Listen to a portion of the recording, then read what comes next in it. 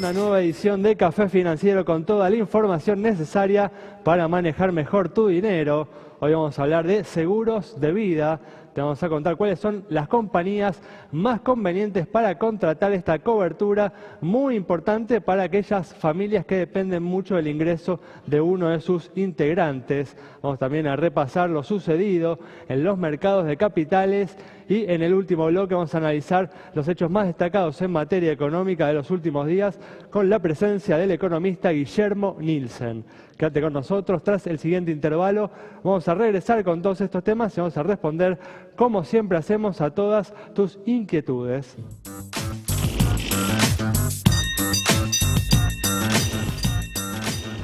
Bueno, ya estamos aquí con la presencia de Santiago Chelala, también está Yamila Escala y hoy nos está acompañando Cristian Buteler para repasar lo sucedido en los mercados de capitales en estos últimos días. ¿Qué tal? ¿Cómo andan? Muy bien, ¿cómo les va? Gracias por estar aquí. No, gracias a vos. Bueno, vamos a comenzar hablando sobre la situación de la economía.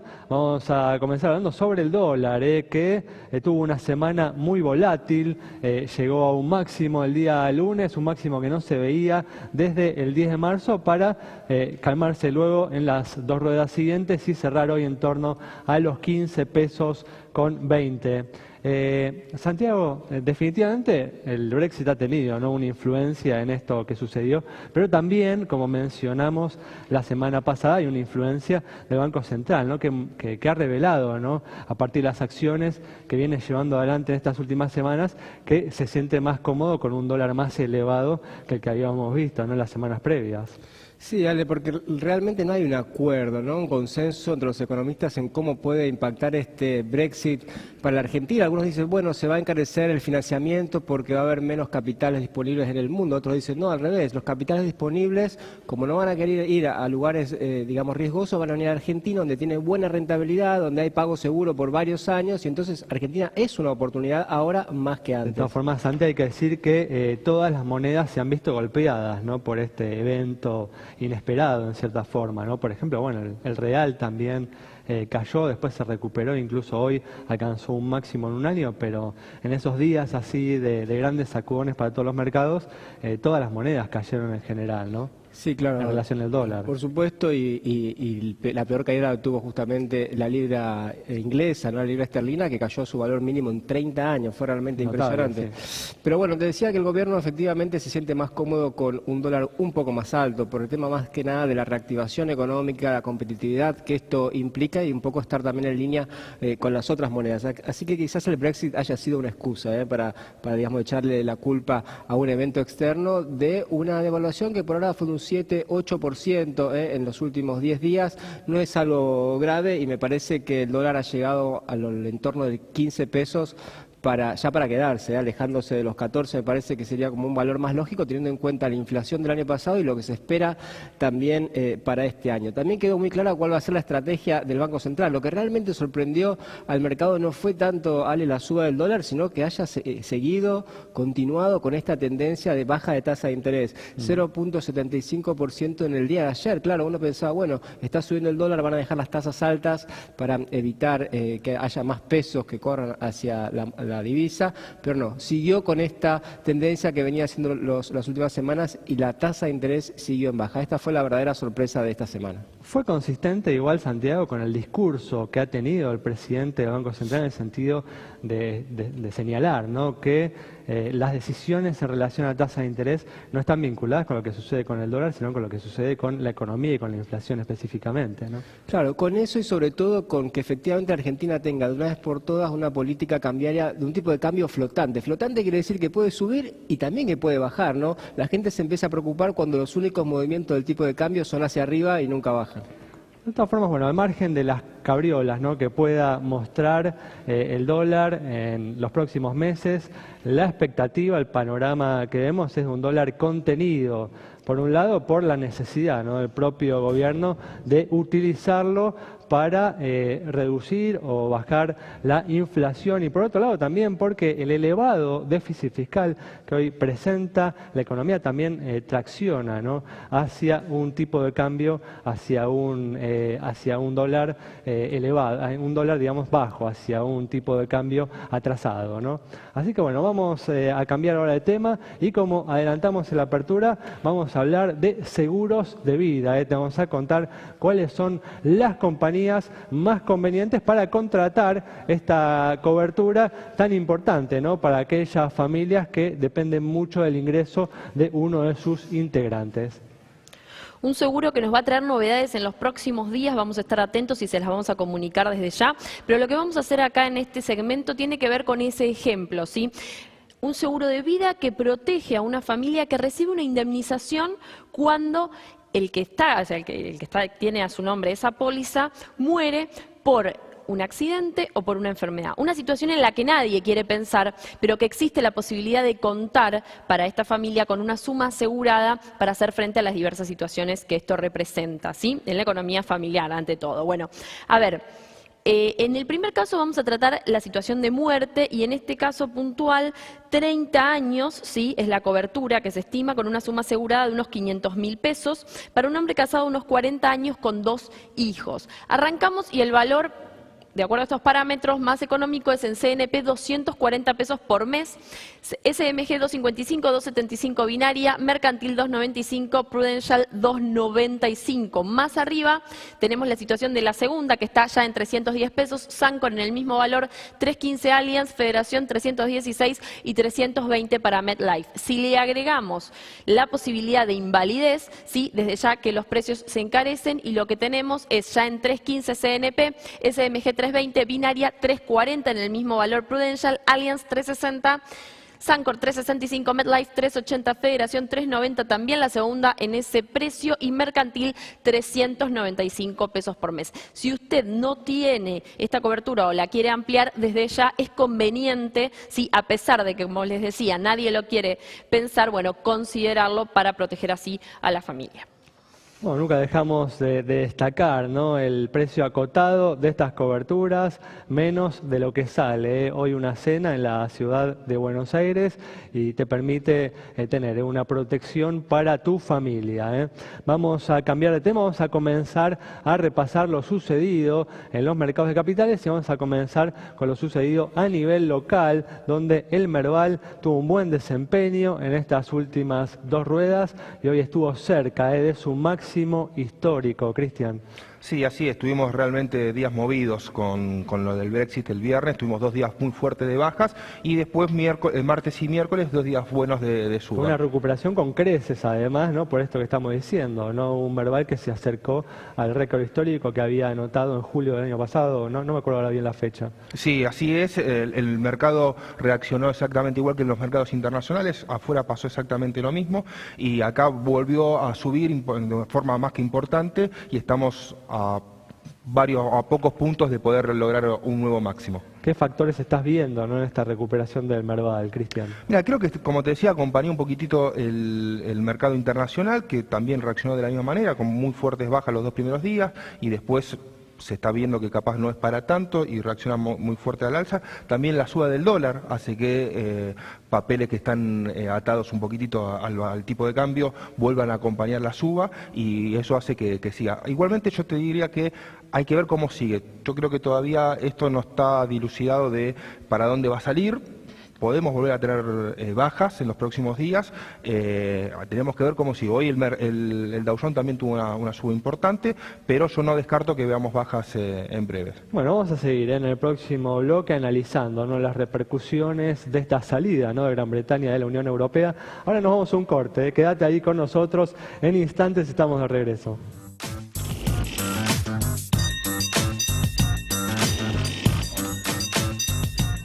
Bueno, estamos de regreso y vamos a comenzar a responder a todas tus consultas. Tenemos, por ejemplo, hoy la pregunta de José sobre la situación del Banco Ciudad.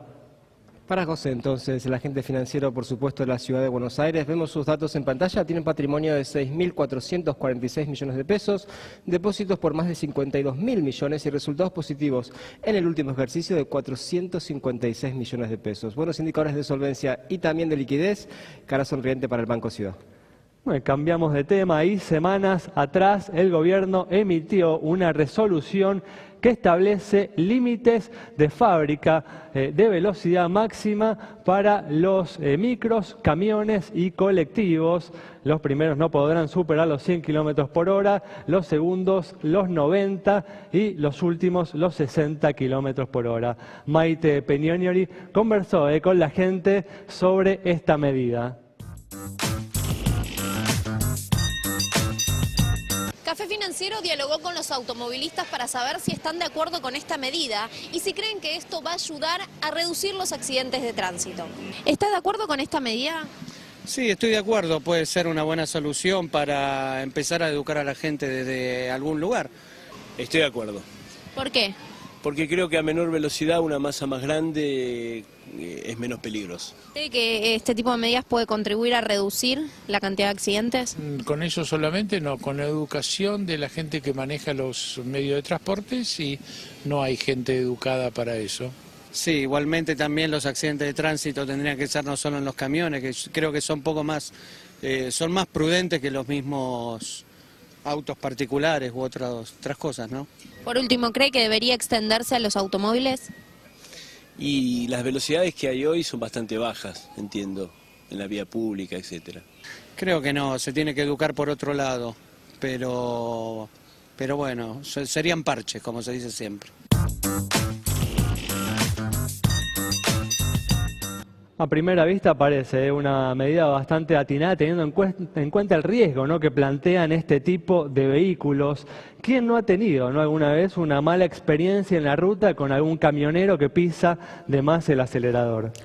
Sí, y ni hablar de los vehículos de transporte público. Cuando dice la palabra de fábrica, ¿sí?, cuando uno piensa en la fábrica, piensa tal vez también en los niños y la importancia de la escuela en esa concientización vial. Así que bueno, de fábrica que sirva también para lo que tiene que ver con ese ámbito y ni hablar de lo tan esperado que tiene que ver directamente con la aplicación, o sea, con la modificación de las leyes en cuanto a este tipo de, no de multas, sino de infracciones que derivan en lo que ya sabemos. Como siempre decimos, no se detiene esto en formular la resolución, la norma, sino después también en ser muy riguroso, ¿no?, con el control de esto. Bueno, vamos a continuar dilucidando lo que ha dejado el Brexit, lo que ha dejado la salida de Gran Bretaña de la Unión Europea. ¿Qué otras cosas tenemos para decir, Cristian, de este tema? Mira, que realmente se abrió una puerta que no sabemos hasta dónde a dónde nos va a llevar. O sea, en su momento cuando Grecia estuvo a punto con sus problemas financieros y a punto de salir del mercado del mercado europeo, se puso mucha plata para que eso evitarlo. Y era Grecia.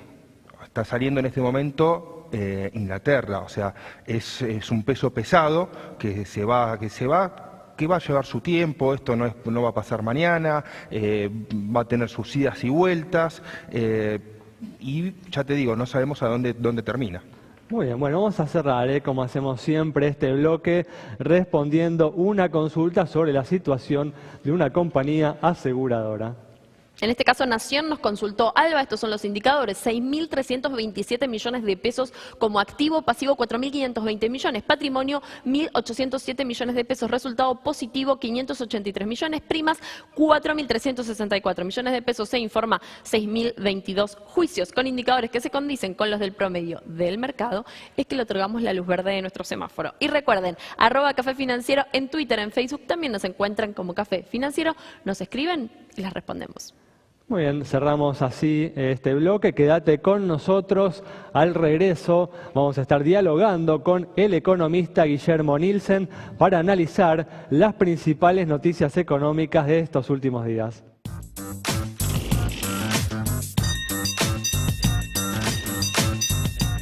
Bueno, ya estamos aquí con la presencia del economista Guillermo Nielsen para analizar los hechos más destacados en materia económica estos últimos días. ¿Qué tal, Guillermo? ¿Cómo andás? Muy bien. Gracias por venir. No, por favor, gracias por la invitación. Bueno, una semana en la que las miradas estuvieron en el Brexit y también en el estado alterado, ¿no?, del dólar, que como hablábamos en el primer bloque, pasó de un mínimo el 15 de junio a un máximo desde marzo, el día lunes, y después, bueno, tuvo unos días más calmos, tanto ayer como hoy, para cerrar en torno a los 15 pesos con 20. ¿Qué comportamiento esperás para los próximos días, ¿no?, de la moneda americana? Yo creo que está todo interrelacionado. Indudablemente la noticia más importante fue el Brexit el jueves pasado, y yo quisiera destacar acá, como hecho remarcable, la reacción del Banco de Inglaterra. El día viernes, Mark Carney, el presidente del Banco de Inglaterra, probablemente, casi seguramente, el mejor banquero central del mundo, hay algo que poca gente resalta, Mark Carney fue primero presidente del Banco Central de Canadá. Hizo un trabajo muy bueno, al punto tal que los ingleses, con esta actitud que tienen de buscar el talento donde sea, le ofrecen ser presidente del Banco de Inglaterra. Es canadiense, Mark Carney es canadiense, y el día viernes ofreció, se comunicó con el mercado diciendo que ponían a disposición 250.000 millones de libras esterlinas. O sea, una cifra más o menos aproximada al 80% del Producto Bruto argentino, ¿no? Claro. Entonces, lo que estuvimos viendo estos días, más allá de la componente política de la salida de Gran Bretaña, que es confusa, todavía es confusa, y va a ser confusa porque es multidimensional, ¿no es cierto? Entonces, necesariamente estamos frente a un hecho muy confuso que va a llevar mucho tiempo. Pero lo que quiero destacar acá es esta puja entre el rumbo de los mercados y el Banco Central de Inglaterra interviniendo muy eficientemente. De todas formas, trayéndote, ¿no, Guillermo, al mercado local, ¿atribuís exclusivamente los movimientos en el dólar que hubo en el mercado local al Brexit? No. Como siempre, Argentina tiene su cosa folclórica, ¿no? Llevamos varias semanas de una baja en la tasa de las LEVAX que, desde mi punto de vista, no tiene ningún justificativo técnico.